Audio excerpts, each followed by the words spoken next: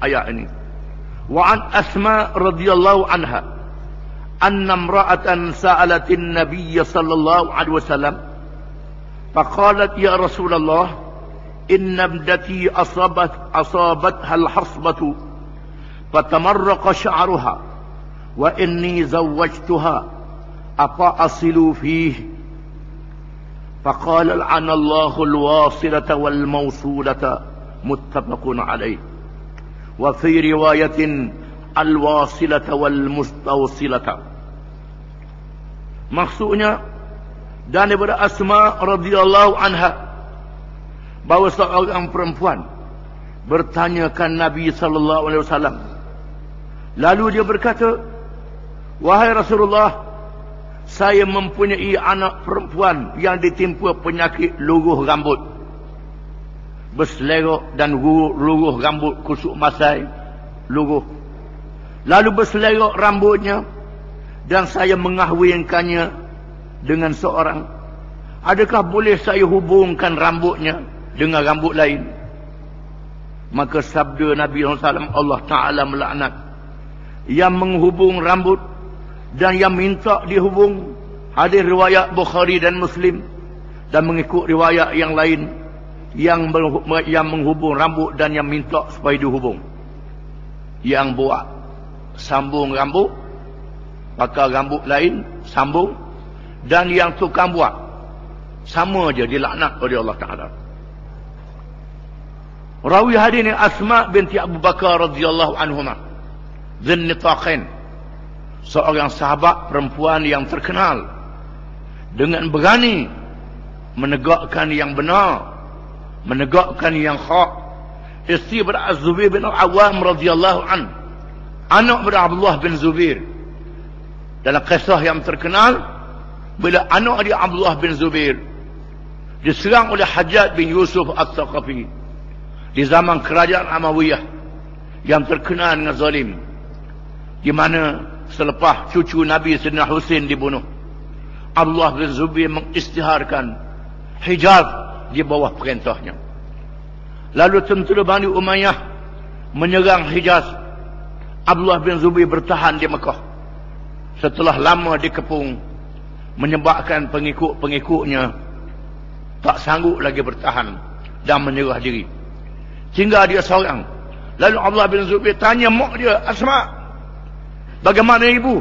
Mak, serah diri ke lawan lagi? Kata Asma, istakariman wa mutkariman. Mu hidup sebagai seorang yang mulia dan mati sebagai seorang yang mulia. Lawan siapa mati?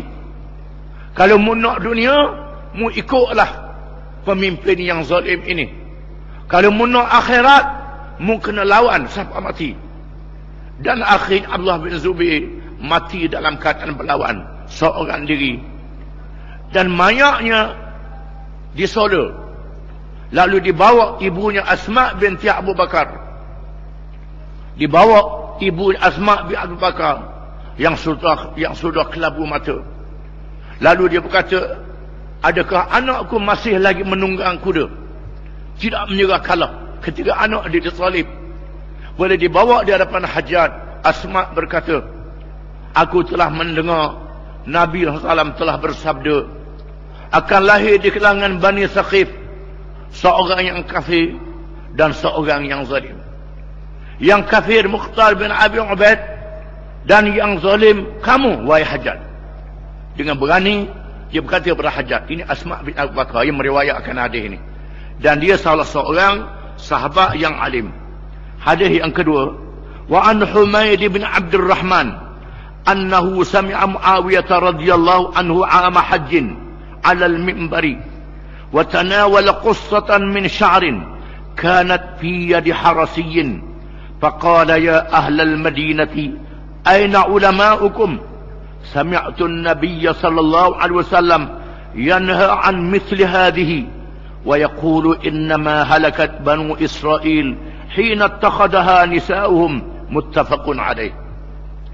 Dan daripada Humaid bin Abdul Rahman bahawa dia telah mendengar Muawiyah radhiyallahu an di tahun musim haji, tahun mengerjakan haji, di tahun dia mengerjakan haji, berucap di atas mimbar sambil memegang segumpal rambut yang ada di tangan, sambil menunjuk ke arah segumpal dia mengambil segumpal rambut yang berada di tangan seorang polis yang ditugaskan untuk menjaga keamanan dan keselamatan di Mekah.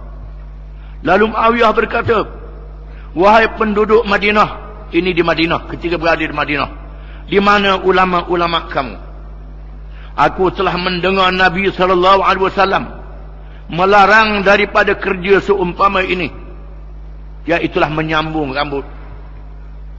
Dan Nabi bersabda, sesungguhnya binasa Bani Israel ketika perempuan-perempuannya, wanita-wanitanya melakukan kerja menyambung rambut, lalu ulama-ulamanya mendiamkan diri. Hadis riwayat Bukhari dan Muslim.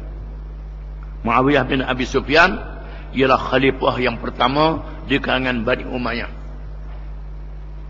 Menjadi khalifah Bani Umayyah yang pertama. Dia juga sahabat Nabi. Walaupun dia silap berperang dengan Sayyidina Ali, dia salah dalam peperangan itu, dia tetap juga sahabat Nabi. Dan dia salah seorang penulis wahyi. Mudah-mudahan dosa dia diampun oleh Allah Ta'ala. Jasa dia kepada Islam banyak juga.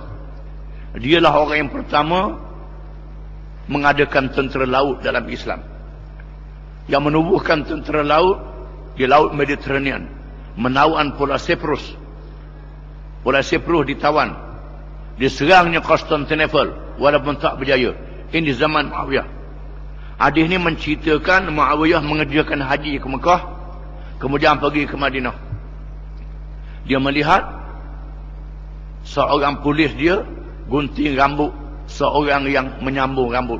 Mungkin orang lelaki sambung rambut, pakai rambut palsu, bukan rambut dia, sambung rambut orang lain.